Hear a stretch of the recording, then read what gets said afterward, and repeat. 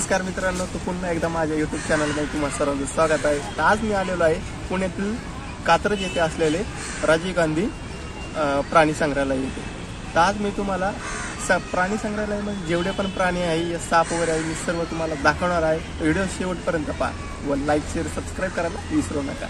चला आता पाहूया प्राणी संग्रहालय। मित्रांनो, आता आपण आहे पार्किंग मध्ये। इथे आपल्याला 2 व्हीलर आणि 4 व्हीलर पार्किंग पाहायला मिळते। त्याचप्रमाणे झूच्या बाहेर खूप सारे तुम्हाला हॉटेल पाहायला मिळतील, तर इथे तुम्ही नाश्ता वगैरे करू शकता। झूच्या आतमध्ये कोणत्याही प्रकारचे हॉटेल वगैरे नाहीये, तर तुम्ही पार्सल वगैरे सोबत घेऊन जाऊ शकता व आतमध्ये खाऊ शकता। मित्रांनो, हे झू सकाळी 9 ते संध्याकाळी 5 वाजेपर्यंत ओपन असते, तर तुम्ही पण येणार असेल तर सकाळी येण्याचा प्रयत्न करा, कारण की दुपारनंतर इथे खूप मोठ्या प्रमाणात आपल्याला गर्दी पाहायला मिळते। मित्रांनो, झूच्या बाहेरच आपल्याला तिकीट काउंटर पाहायला मिळते। इथे आपल्याला 40 रुपये अडल्टसाठी व लहान मुलांसाठी 10 रुपये असे तिकीटचे प्राइस इथे पाहायला मिळतात। मित्रांनो, दर बुधवारी झू हे बंद असते। झूच्या आतमध्ये आल्यानंतर तुम्ही समोरच मॅप पाहू शकता। इथे आपल्याला समजते की झू मध्ये कोणते प्राणी कुठे कुठे आहे, त्यावरून आपल्याला झू फिरण्याची प्लॅनिंग करता येते। मित्रांनो, झू हे 3 भागात डिवाइड केलेले आहे। पहिलं म्हणजे स्नेक पार्क, दुसरं म्हणजे झू आणि तिसरं म्हणजे अनाथ आश्रम। अनाथ आश्रम म्हणजे इथे अनाथ असलेले सर्व प्रकारचे प्राणी इथे आणून सोडतात व जखमी झालेले सुद्धा प्राणी इथे आणून सोडले जातात। थोडेसे आतमध्ये आल्यानंतर तुम्हाला इलेक्ट्रिक बसचे बस स्टॉप दिसेल। इथून तुम्ही इलेक्ट्रिक बस सुद्धा घेऊ शकता। लहान मुलांसाठी हे 25 रुपये आणि अडल्टसाठी हे 40 रुपये तिकीट आहे, तर याचा सुद्धा तुम्ही यूज करू शकता।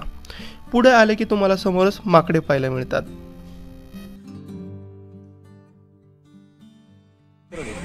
मित्रांनो, आता आपण पार्क मध्ये फिरायला चालू केलेलं आहे। सध्या आपण आता माकडा कोण आता पुढे चाललेलो आहे, सर्प उद्यानाकडे चाललेलो आहे। तर आता तुम्हाला मी सगळ्या प्रकारचे साप दाखवणार आहे, तर घाबरू नका अजिबात। आणि आज पण माझ्यासोबत आहे रोहित। चला आता पाहूया साप।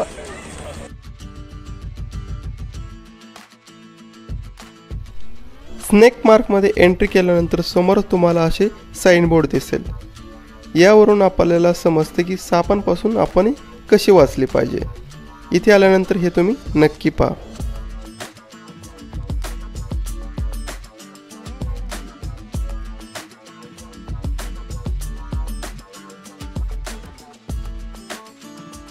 मित्रांनो, आतमध्ये आल्यानंतर पहिला साप आपल्याला धामण हे पाहायला मिळते। धामण पाहून पहिल्यांदा मी तर खूप घाबरलो होतो, त्यानंतर मी हळूहळू पाहिलं तर मला पण खूप सुंदर असे साप वाटले, कारण की मी पण असे पहिल्यांदाच असे साप पाहत होतो। त्यानंतर मी पाहिले चांदणी कासव। हे कासव तो शाकाहारी असते।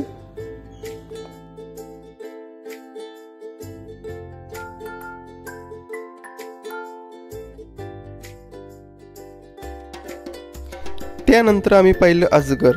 अजगर हे खूप जवळून पाहिलं व खूप मोठे सुद्धा होते व ते ऍक्टिव्ह होते, त्यामुळे पाहायला ही खूप भारी वाटले।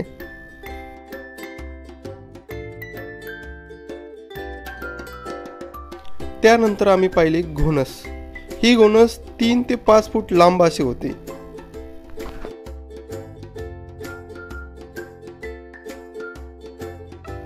थोडेसे पुढे गेल्यानंतर आपण पाहू शकतो की काचेची बॉक्स आहे। या काचेच्या बॉक्समध्ये सर्व प्रकारचे विषारी साप ठेवण्यात आलेले आहे।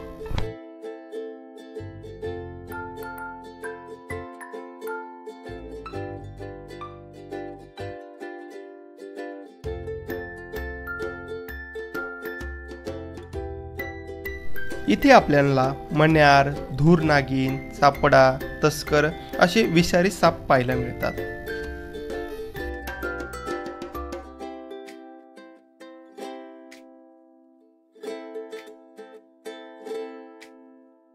मित्रांनो, ही आहे सुसर। ही मगरीचा प्रकार आहे व इथे मगर सुद्धा आहे। ही भारतीय मगर आहे। थोडे समोर आल्यानंतर तुम्हाला पान कासव पाहायला मिळते। इथे आपल्याला घोरपड सुद्धा पाहायला मिळते. मित्रांनो, इथं पाहू शकता तुम्ही पृथ्वीवरती वर्षानुवर्ष कमी होणारे प्राण्यांचे इथे वर्णन करून दाखवलेले आहे.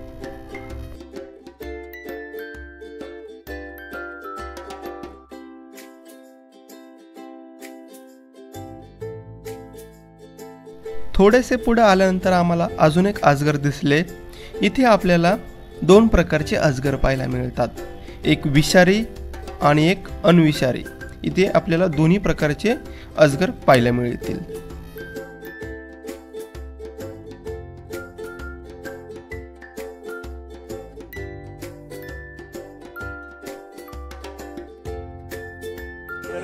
कारण की अजगर असं समोरच्या साईडला आलेला आहे. तो खूप भारी दिसतोय, खूप मोठा सुद्धा आहे, खूप भयानक आहे दृश्य, पाहण्यासारखं दृश्य आहे. तर तुम्ही पण एकदा तुमच्या फॅमिलीसोबत इथे या आणि हे पूर्ण प्राणी संग्रहालय पहा. खूप भारी आहे, असं पाहण्यासारखे येते. स्नेक पार्क पाहून झालेला आहे. तर आता आपण जाणार आहे प्राणी संग्रहालय पाहण्याचा इकडल्या साईडला. ही आहे एक्झिट साईड.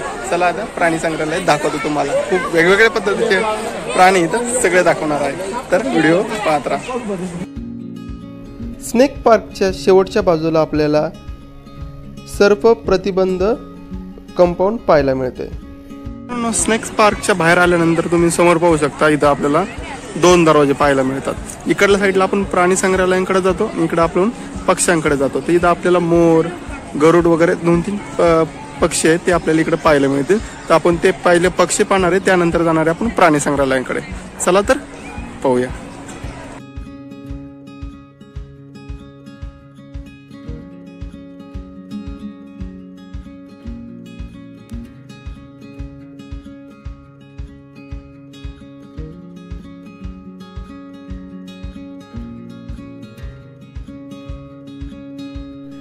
मित्रांनो, आपल्याला इथे भारताचा राष्ट्रीय पक्षी मोर आपल्याला इथे पाहायला मिळतो.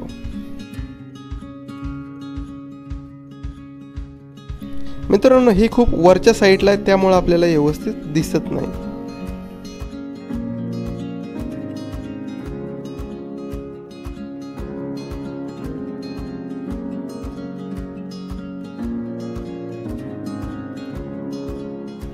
त्याचप्रमाणे इथे घार सुद्धा आपल्याला पाहायला मिळते.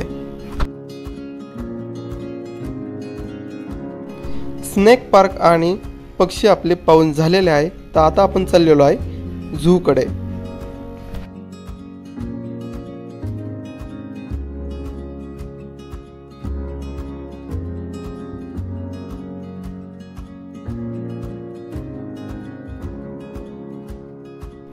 सुरुवातीलाच आपल्याला रांझ मांजर पाहायला मिळते.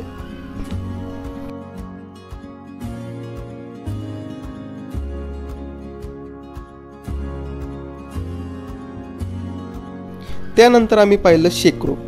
शेकरू हे फक्त आपल्याला भारतात पाहायला मिळते, ते पण पुण्यातील भीमाशंकर अभयारण्य इथे आपल्याला खूप जास्त प्रमाणात पाहायला मिळते.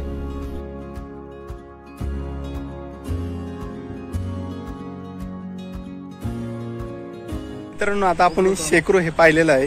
त्यानंतर आपण चाललेलो आहे आता अस्वल पाहायला. तर अस्वल पुढच्या साईडला आहे, चला पाहूया.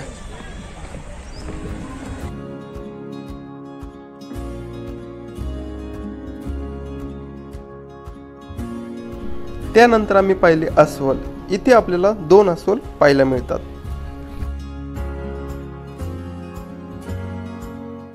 मित्रांनो, आताच आम्ही अस्वल पाहिलंय. आता चाललो आम्ही बिबट्या पाहिला आणि वाघ पाहिला. चला पाहूया.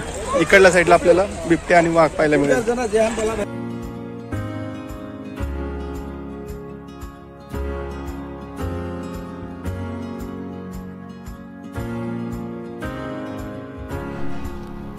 आता आलेलो आहे आम्ही बिबट्या पाहायला. बिबट्या हे आपल्याला पश्चिम महाराष्ट्रात व उत्तर भारतात आपल्याला जास्त प्रमाणात पाहायला मिळतात.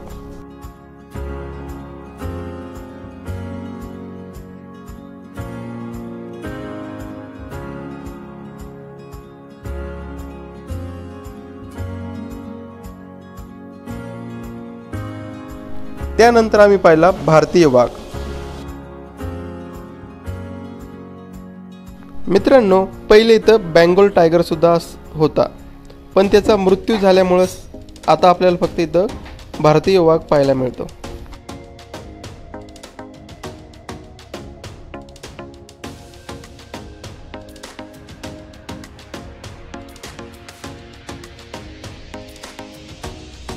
त्यानंतर आम्ही पाहिला पांढरा वाघ. हा वाघ बेंगॉल टायगरची एक प्रजाती आहे.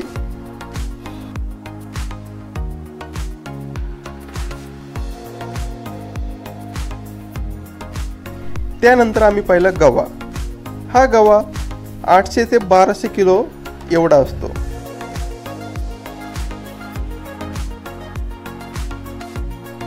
त्यानंतर आम्ही पाहिली नीळगाय. ही सेम आपल्या नॉर्मल गायसारखी असती, पण त्याच्या कलर आणि शेपवरून थोडी वेगळी दिसते.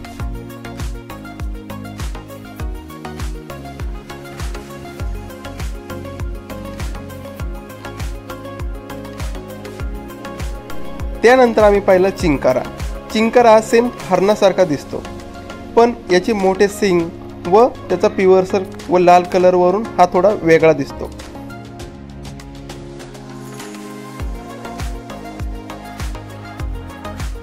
मिनिटापासून हत्ती शोधत होतो. एरियाच कमीत कमी 5 एकरापेक्षा जास्त आहे इथे. आत्ताशी आम्हाला हत्ती दिसले तर भारी वाटतंय. तर चला तुम्हाला पण हत्ती दाखवतोय.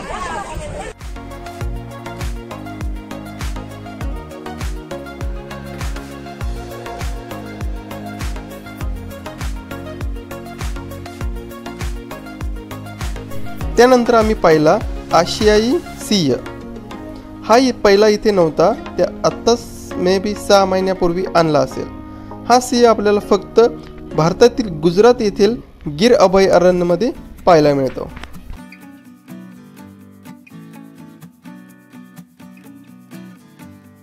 त्यानंतर आम्ही पाहिला लांडगा.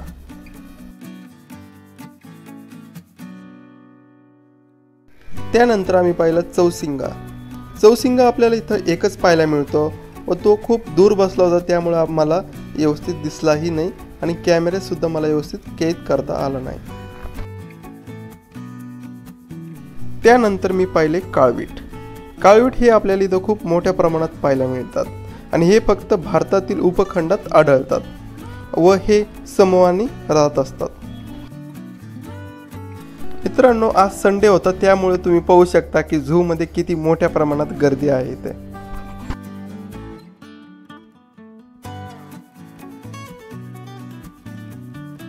त्यानंतर आम्ही पाहिले सांबर. सांबर हे मध्य पूर्व आशिया व भारतातील उपखंडात आढळतात. यांचे मोठे शिंग खूप आकर्षक असतात. तर ऑलमोस्ट पूर्णपणे आमचं झू फिरून झालेलं आहे. तर व्हिडिओ कसा वाटला ते नक्की कमेंटमध्ये कळवा आणि सबस्क्राईब नसेल केले तर चॅनलला सबस्क्राईब जरूर करा.